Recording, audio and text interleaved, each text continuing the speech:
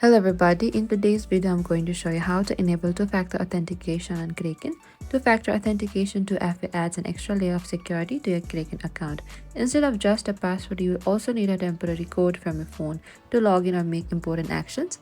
And this protects your account even if somebody knows your password. Kraken strongly recommends enabling 2FA for login, trading and withdrawal. So first open to your Kraken app and you can open to your Face ID or your fingerprint as well. And after that, in the top left, there's a profile icon, select there. And under this setting, we can find there's an option for the security. Tap on the security there. So over here, we can find there's an option for the two-factor authentication. It's your passkeys and authenticator app. You can tap on the passkey if you want. Under the passkey, tap on the add passkey again on the bottom. And you can add your passkey as well, or you can go back and tap on the authenticator app. And Kraken supports app like Google Authenticator, Microsoft Authenticator, and install one of these on your phone if you do not already have it. And that is it. And scan the QR code. Thank you for watching this video. I hope I could help on how to enable two-factor authentication on Kraken. If you have any queries or confusion, please comment down and we will reach out to you very soon.